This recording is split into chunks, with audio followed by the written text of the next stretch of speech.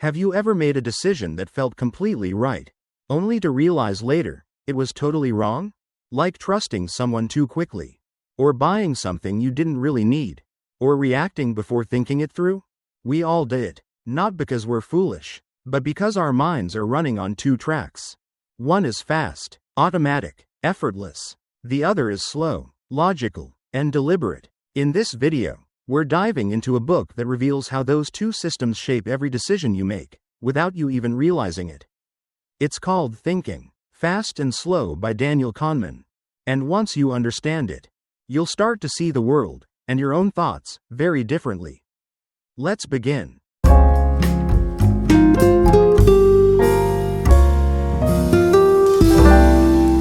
Thinking, Fast and Slow is written by Daniel Kahneman, a psychologist who won the Nobel Prize in economics. Yeah, a psychologist, because his work changed how the world understands human decision-making.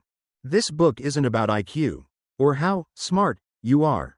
It's about how your brain actually works, and why we all make strange, irrational choices, without even noticing. At the heart of the book are two systems. System 1, fast and instinctive. System 2, slow and analytical.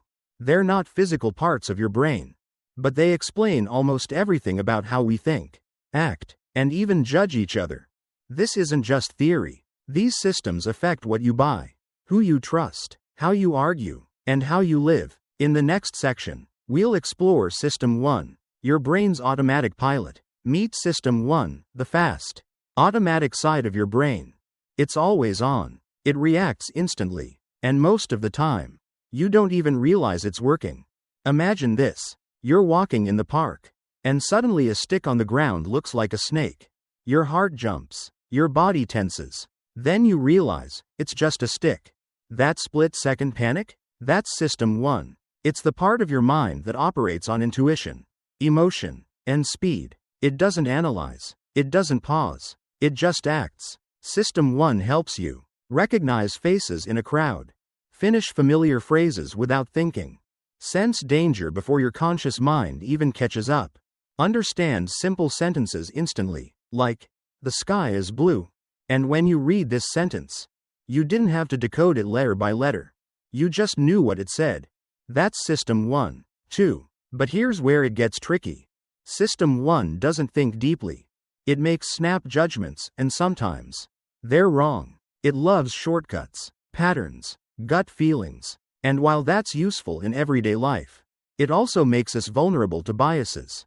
Have you ever judged someone the moment you saw them? Made a decision just because it felt right? Trusted a headline without checking the facts? That's System 1 in action. It relies on past experiences, assumptions, and mental habits, not facts or logic. It's like your brain's autopilot. Helpful, fast, but not always accurate. Daniel Kahneman explains that System 1 is incredibly powerful, but it's also dangerously confident. It gives you answers quickly, and convinces you they're true, even when they're not. And the scary part? It doesn't ask System 2 for permission. It just acts. This means that much of what you think, feel, and decide every day might not come from deep thinking at all. It comes from a part of you that's just trying to make sense of the world quickly. System 1 is not evil. It's essential. It helps you survive, respond, and flow through life. But once you start to notice it, you start to see where your instincts are shaping your choices. Sometimes for better, sometimes for worse. And that awareness? That's where change begins. So if System 1 is fast, emotional, and impulsive, what about System 2? That's the one we'll explore next. It's slower, smarter, and lazier than you think. Let's start with System 1, the part of your brain that's always on. This is your fast, instinctive, emotional thinking system. It works without effort. It reacts in a split second. System 1 is the reason you can read a facial expression and know what someone's feeling. Catch a glass before it falls. Finish the sentence. Peanut butter and recognize your friend's voice instantly. Even in a crowd, it's constantly processing the world, making judgments, and helping you navigate everyday life. And here's the thing. You don't even notice it working. Imagine you're walking through a forest. You see movement in the corner of your eye. Before you even think, Your body tenses. Your heart rate jumps. System 1 has already decided. This could be danger. It doesn't wait for facts. It doesn't analyze. It reacts, fast, emotional, and often with confidence. This system evolved to protect you. Back in the day, it helped us survive in the wild. Even now, it keeps us safe when crossing the street or noticing subtle changes in someone's tone of voice. It's efficient. It's useful. But it also has a downside. System 1 is also biased. Because it operates on shortcuts, mental patterns called heuristics. It sometimes jumps to the wrong conclusion. It uses what feels familiar, not what's accurate, and it loves simple stories, even when the truth is more complex. Have you ever judged someone based on their looks? Felt certain about something, even without evidence? Reacted emotionally to a headline without reading the article? That's System 1 in control. It gives answers with confidence, even when it's guessing. It fills in gaps. It believes what feels true. It doesn't like uncertainty, so it smooths things over with assumptions. For example, if I told you, a man is shy, introverted, and loves to read, is he more likely to be a librarian or a farmer? Most people say, librarian. But there are far more farmers than librarians.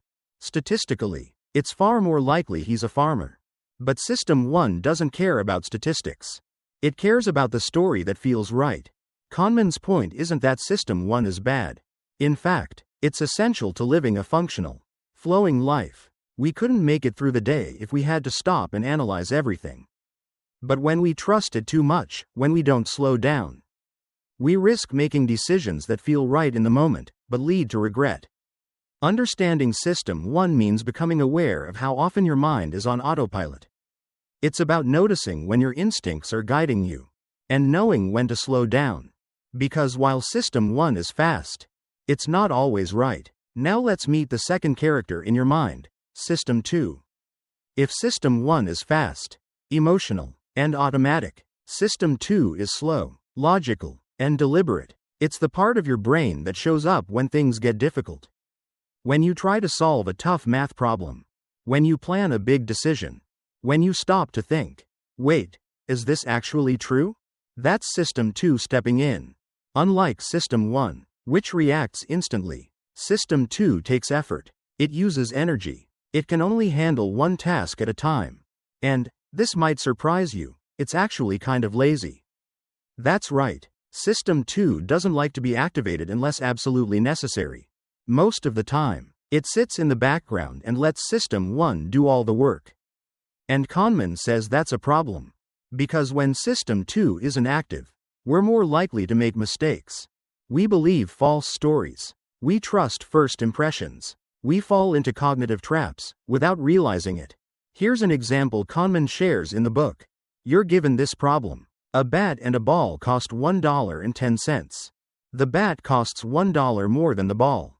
How much does the ball cost? Most people say, 10 cents. It feels right. It's quick. That's System 1.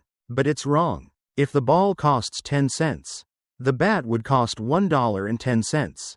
Together, that's $1.20. The correct answer is 5 cents for the ball. And $1.05 for the bat. System 2 knows that, but it only finds the truth if you slow down and double-check. That's the key. System 2 helps us question assumptions, evaluate evidence, think critically, override emotional reactions. It's what you use when you reflect, instead of react. But because it takes effort, your brain often avoids using it. This is why, even when we can think logically, we don't always do it. We're tired, distracted, rushed. And in those moments, System 1 takes over. So, Kahneman's advice is simple but powerful. Be aware of when you need to slow down. When the stakes are high.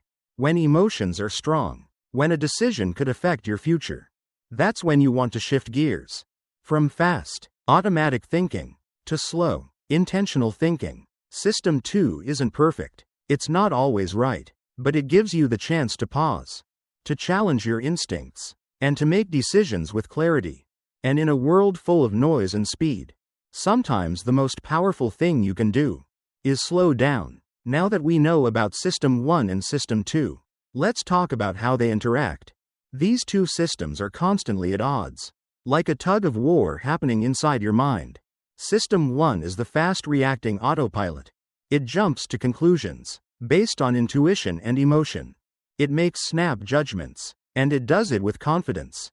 The problem? Sometimes those conclusions are wrong. System 2 is the slow, deliberate thinker, the one who carefully processes facts, questions assumptions, and makes decisions with logic. But here's the catch. System 2 doesn't like to get involved unless it has to. Let's say you're shopping for a new jacket. System 1 notices the price tag, $199.99, and immediately thinks, "That's expensive. I'll keep looking." It makes a quick decision based on previous experiences with prices. But then, you stop and think, wait, does this jacket actually offer value for that price? That's System 2 kicking in. It pauses. It takes a breath. It evaluates whether this jacket is worth the cost, considering fabric, durability, and style. System 2 helps you make a more informed, slower choice. Here's the tricky part, though. System 1 doesn't always let go. It's hard to argue with a gut feeling.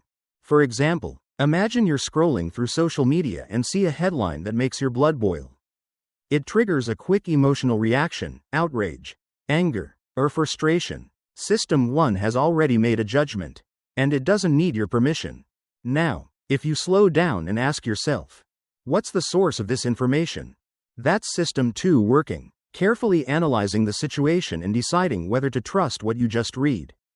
But more often than not, System 1 wins. This is where the clash happens. System 1 likes to act fast and make quick judgments. But System 2 likes to question, to dig deeper. The problem is, we often don't switch to System 2 when we should. And when we do, we're often fighting against a powerful force. Here's an example. You might know that taking a break from your phone is important for your mental health. But System 1 convinces you that you need to check just one more notification. You might know that the person in front of you is giving a biased opinion. But System 1 tells you, hey, it sounds right, just go with it. Here's where awareness becomes key. When you recognize when System 1 is driving, you can choose to step back and activate System 2, to slow down, reflect, and make better decisions. But remember, System 2 takes effort. It requires mental energy and focus. It's easy to let System 1 take control because it's fast and effortless. And that's the beauty of understanding these two systems. Once you know they exist and understand how they interact, you can start to take control. You can recognize when your brain is on autopilot and when it's time to step in and think slower, more carefully. So, in the next part, we'll explore how these systems shape everything from our biases to our big decisions. But first, take a moment and think about your own decisions today. How many were made by System 1? And how many were made by System 2? As we've learned, System 1 is fast, automatic, and efficient, but it's also imperfect. And the main reason it's imperfect is because it relies on mental shortcuts, called heuristics. Heuristics are simple rules of thumb, shortcuts your brain uses to make quick decisions. These shortcuts are helpful in many situations, but they can also lead to mistakes, or even biases. When you're faced with a decision, System 1 doesn't have time to analyze every detail. It needs to come to a conclusion fast. So it uses heuristics to simplify the process. These shortcuts can be incredibly useful in a world that moves at a fast pace. But here's the catch. Heuristics don't always lead to accurate answers. And sometimes, those shortcuts create patterns of thinking that distort the way we see the world. These are the biases that shape your decisions without you even realizing it. Take the availability heuristic. For example, this is when your brain judges how likely something is, based on how easily examples come to mind. Let's say you've been hearing a lot about airplane crashes in the news. Suddenly, you feel like flying is much more dangerous.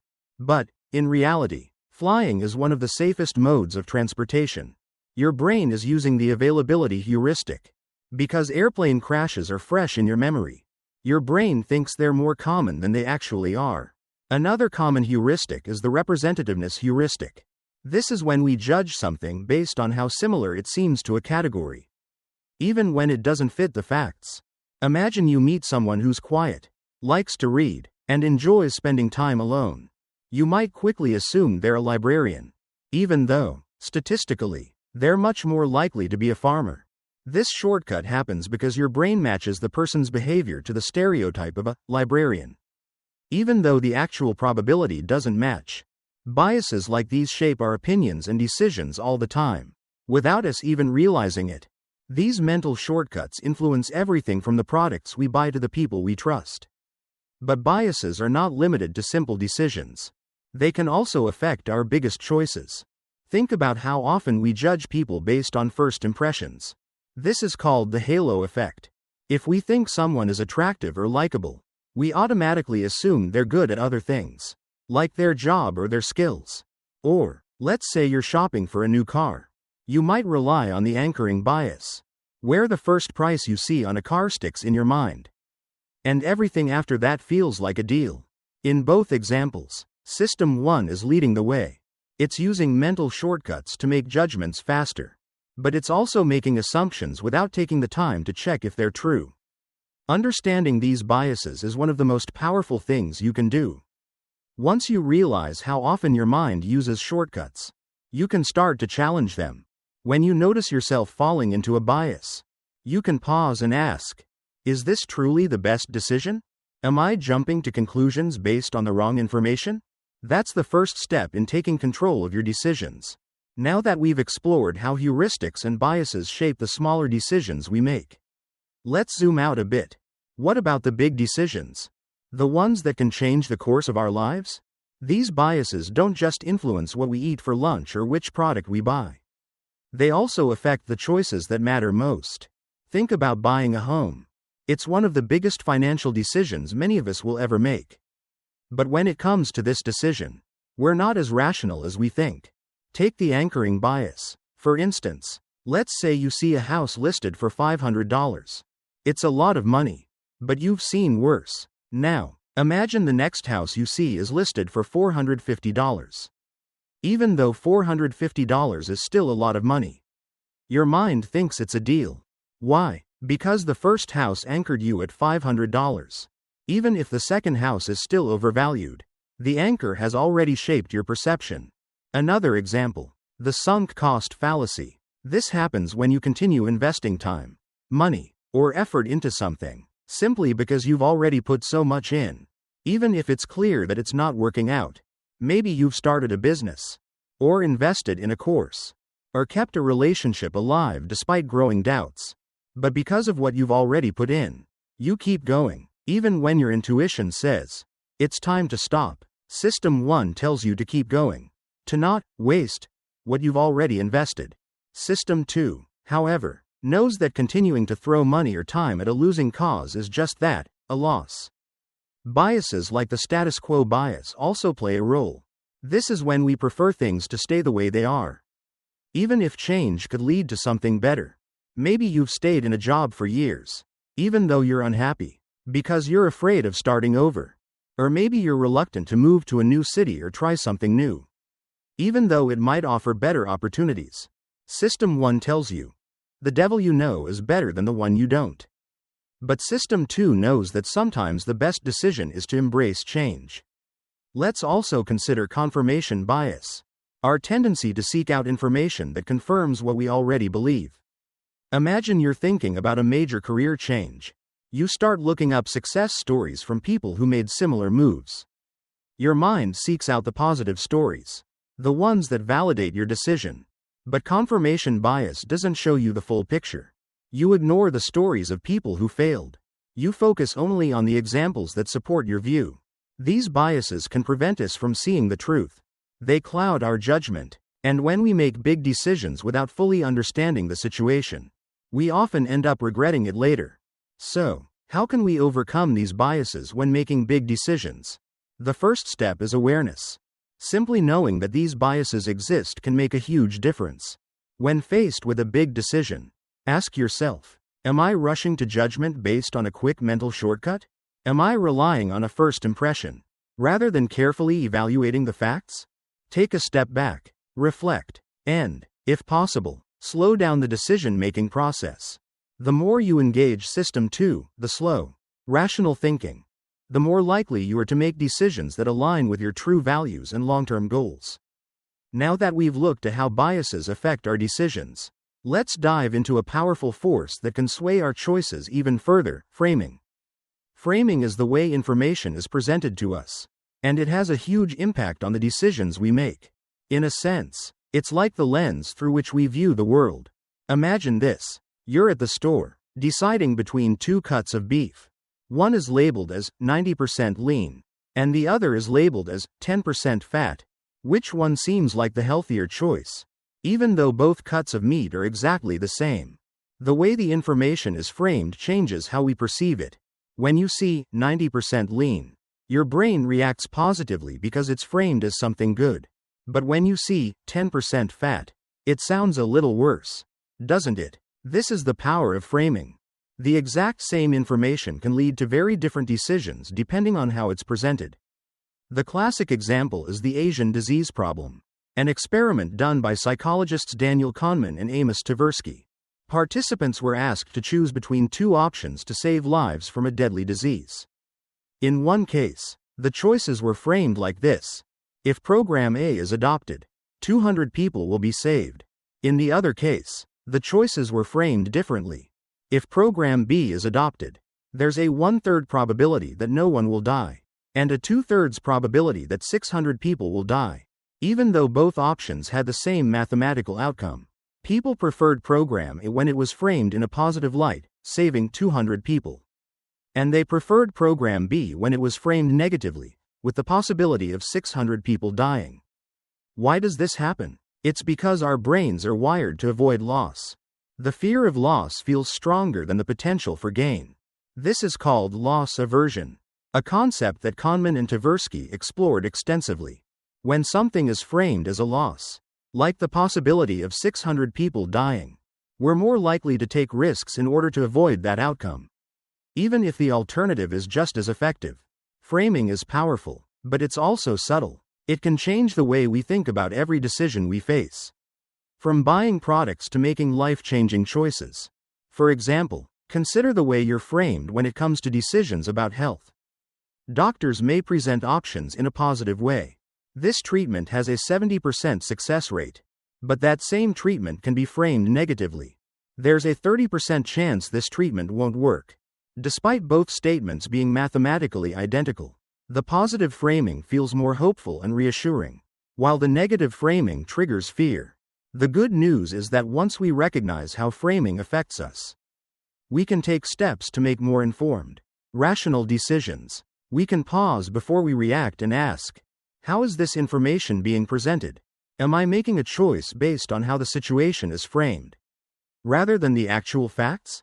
By becoming aware of how framing shapes our choices, we can take control of our decisions and make more empowered choices. Ones that are truly aligned with what's best for us, not just what's most emotionally appealing. We've explored biases, heuristics, and framing. And now we turn to a powerful psychological force that shapes how we make decisions: overconfidence. Overconfidence is exactly what it sounds like. It's when we overestimate our abilities, knowledge, or judgment. It's that feeling of being absolutely sure we're right, even when we might not be. But why is overconfidence such a problem? The main reason is simple. When we are overly confident, we underestimate risks. We think we know more than we do, and we assume we're better at predicting outcomes than we actually are. Let's start with something simple. Think about the last time you tried to predict the outcome of something, whether it was a project at work, a financial investment, or even a personal goal. How often did it go exactly the way you expected? Probably not all the time, right? Most likely, there were surprises along the way, some good, some bad. Yet, despite these uncertainties, we tend to believe we know how things will unfold. This is the essence of overconfidence bias. In one study, people were asked to predict their future performance, how well they would do on a test, how much they would save over the year, or how much their investments would grow. The overwhelming majority were overconfident. They believed they'd perform better than they actually did. This happens because of what's known as the illusion of knowledge. We feel confident in our knowledge, even when we don't have all the facts. Overconfidence is everywhere. from our careers to our relationships to our financial decisions. It's why we might start a business without fully understanding the risks, or why we might invest in stocks without doing thorough research. Even when we have the data in front of us, our overconfidence can blind us to the possibility of failure. This overestimation of our abilities is not just limited to decision-making. It also shapes how we remember events. We tend to remember things in a way that confirms our confidence. We remember the times we were right, and we forget the times we were wrong. But here's the problem. When we're overconfident, we take fewer precautions. We're more likely to ignore warnings, overlook risks, and dive headfirst into situations that we think we can handle. This can lead to poor outcomes, especially when the consequences are high. So, how can we overcome overconfidence? The first step is acknowledgement. Recognize that we're all susceptible to it. When you're making a decision, take a moment to ask yourself, am I really as sure about this as I think I am? What have I overlooked? One way to counter overconfidence is to practice humility. Admit that there are unknowns, that you can't predict the future perfectly, and that your judgment might be flawed. This doesn't mean you stop making decisions, it just means you make them with a little more caution and awareness. The more we recognize our overconfidence, the better we can manage risks and make more informed, thoughtful choices. We've talked about how overconfidence affects our choices. But now, let's dive into a psychological force that's even stronger than our desire for gains. Loss aversion. Loss aversion is the idea that losing something feels much worse than gaining something of equal value. Imagine this. You're walking along, and you find $10 on the ground. It feels great, right? A little win for the day. But now imagine you lose $10. How does that feel? Even though you're only up $10 in one case and down $10 in the other. The feeling of loss is much stronger. This is the essence of loss aversion. We hate losing, even if the loss is small. The reason behind this is deeply rooted in our evolution. When our ancestors faced dangers, losses, like losing food, shelter, or safety, could be life-threatening. Our brains are wired to react more strongly to loss because, in our distant past, avoiding loss could mean the difference between survival and danger. This instinct has carried over into our modern lives. Even in today's world, losses, no matter how small, are perceived as a greater threat than equivalent gains. Let's look at financial decisions to see this principle in action. Studies show that people are more likely to take risks to avoid losses than they are to seek gains. For example, imagine you have a stock investment. If the stock goes down, you might hold onto it for too long, refusing to sell, hoping it will bounce back. The pain of a loss feels so intense that you avoid accepting it, even if selling is the rational thing to do. But if that same stock went up, you might be more willing to sell at a small gain, even though the potential for a larger gain still exists. This is where loss aversion can cloud our judgment, making us hold on to failing investments longer than we should, or act impulsively when faced with a small loss, even if the decision isn't optimal in the long run. It's not just about money either. Loss aversion shows up in all aspects of our lives. For example, think about relationships. People often cling to bad relationships because the thought of losing them feels too painful. Even if the relationship is unhealthy, the fear of loss keeps them stuck. In the workplace, loss aversion might prevent us from asking for a raise or seeking new opportunities. Because we fear the loss of stability, even if the new job could bring more satisfaction and growth. So, how can we deal with loss aversion? The first step is awareness. When we understand that loss feels disproportionately painful, we can take a step back and question our decisions. For instance, if you're reluctant to sell a losing stock, ask yourself, am I holding on because I'm hoping for a return? Or am I avoiding the pain of accepting a loss? Recognize that accepting losses doesn't mean you're failing, it simply means you're adjusting your strategy. In relationships or jobs, remember that sometimes the fear of loss is just temporary pain. In the long run, letting go of something that's not serving you can create space for something far better. We've explored so much of how our minds work, from the fast and automatic judgments of System 1 to the more deliberate and thoughtful processes of System 2. We've seen how biases like overconfidence, framing, and loss aversion shape our decisions. often leading us to choices that aren't always in our best interest. One of the key takeaways from this book is that our minds are not always as rational as we think. The biases and heuristics we rely on can distort our perception of reality, leading to less than optimal decisions. But by recognizing these patterns, we can work to make better choices. For instance, we've seen how loss aversion can make us hold on to things longer than we should simply to avoid the pain of losing them. This fear of loss can prevent us from letting go of what no longer serves us, whether it's a failing investment or even unhealthy habits. Recognizing this tendency is the first step toward making better decisions, whether it's in finances, relationships, or personal growth. But as we've learned, it's not just about avoiding loss. Mental accounting comes into play next. We treat money differently depending on where it comes from, and this can often lead to irrational behavior, treating some money as free, while overvaluing others. So, if you've learned anything from this book, it's that awareness is power. The more we understand how our minds work, the better equipped we are to navigate the complexities of life with clearer judgment and less bias. If you found these insights valuable, I encourage you to take a moment to reflect on your own decision-making processes. Ask yourself, how does loss aversion affect my choices? Do I treat money differently based on how I've acquired it? These questions can help you start making more conscious, informed decisions moving forward. If you enjoyed this summary and want to learn more about how to improve your decision-making and critical thinking, make sure to subscribe and turn on notifications so you don't miss future content. And if you have any thoughts or experiences you'd like to share, leave a comment below. I'd love to hear from you. Until next time, remember, by understanding how our minds work, we can make better decisions and lead more mindful lives. Thanks for watching.